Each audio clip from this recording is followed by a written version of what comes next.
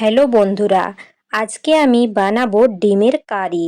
তো তার জন্য যা যা লাগবে: ডিম, তা আমি সেদ্ধ করে নিয়েছি। আর লাগবে সেদ্ধ করা আলু। আর মশলাপাতির যা যা লাগবে: জিরে গুঁড়ো, নুন, চিনি, হলুদ গুঁড়ো, লঙ্কা গুঁড়ো আর চিকেন মশলা, আর একটা তেজপাতা, আদা আর রসুন বাটা, টমেটো আর পেঁয়াজ কুচি। তো চলো আমরা এখন মেন রান্নাতে যাই। তো প্রথমে সেদ্ধ করা ডিম আর আলু ভেজে নেব।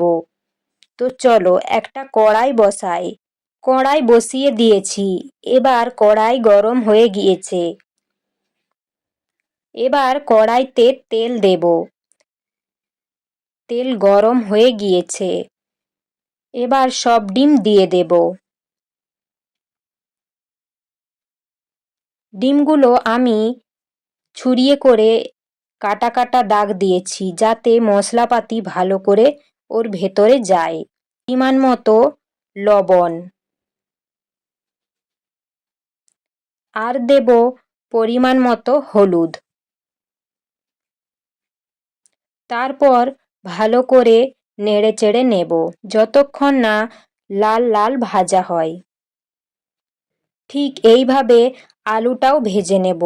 তো আমার ডিম আলু দুটোই ভাজা হয়ে গিয়েছে। তোমরা দেখো, এমনভাবেই তোমরা ভাজবে। এবার চলো, আগে থেকেই ডিম আলু ভাজার তেল ছিল, সেই তেলেই আমি রান্নাটা করব।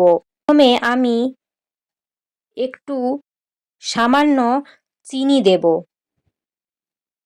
কালারটা ভালো আসার জন্য। তারপর একটা তেজপাতা দেব। ভালো করে চিনিটা লাল হয়ে যাওয়া পর্যন্ত অপেক্ষা করব। চিনিটা লাল হয়ে এসেছে। এবার দিয়ে দেব পেঁয়াজ কুচি।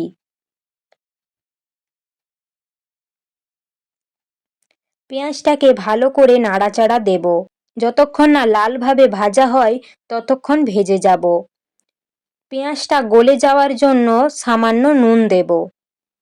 দেখো, এরকম পেঁয়াজ লাল লাল হয়ে আসবে, সেই সময় দিয়ে দেব রসুন আর আদা বাটা। আমি একসাথে দিয়েছি, তোমরা চাইলে আলাদা আলাদাও দিতে পারো। তারপর নেড়ে চেড়ে নেব। ভালো করে ভেজে নেব যতক্ষণ না আদার আর রসুনের কাঁচা গন্ধটা যায়। তো দেখো, আমার ভাজা হয়ে গিয়েছে। এবার আমি দিয়ে দেব টমেটো কুচি। এটাকেও ভালো করে নেড়ে চেড়ে নেব যতক্ষণ না টমেটোটা ভালোভাবে গলে যাচ্ছে। তারপর একে একে মশলা দিতে থাকবো। এবার দেব হলুদ গুঁড়ো, লঙ্কা গুঁড়ো, আর দেব জিরে গুঁড়ো, আর দেব স্বাদ মতো লবণ। দেব কিছুটা চিকেন মশলা। তারপর ভালো করে নেড়ে চেড়ে নেব মশলাটা যতক্ষণ না তেল ছাড়ছে। দেখো বন্ধুরা, তেল ছেড়ে গেছে। এবার সামান্য আমি একটু জল দেব।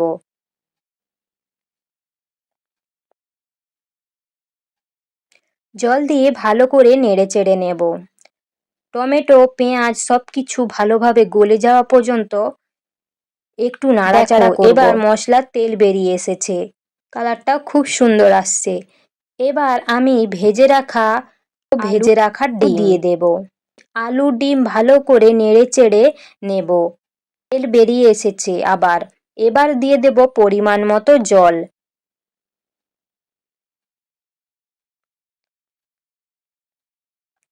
নাড়াচাড়া দিয়ে কিছুক্ষণ ফুটতে দেব।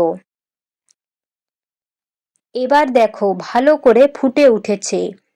চারিদিকে তেলও বেরিয়ে আসছে। আমি একটু ঝোলঝোল রেখেছি। তোমরা চাইলে এটা একদম শুকিয়েও নিতে পারো, আবার কেউ কেউ ঝোলও রাখতে পারো। আমার রান্নাটা রেডি হয়ে গিয়েছে। আমি এবার নামিয়ে নেব। দেখো, আমি এবার নামিয়ে নিয়েছি। দেখো, দেখতে কত সুন্দর লাগছে। খেতেও অসাধারণ লাগবে। তোমরাও এটা ঘরে বানিয়ে দেখো আর কমেন্ট করো। আর আমার রান্নাটা ভালো লাগলে লাইক, শেয়ার, কমেন্ট করে সাবস্ক্রাইব করে আমার পাশে থেকো। আবার একটা পরে নতুন রেসিপি নিয়ে আসবো। সবাই ভালো থেকো, ধন্যবাদ।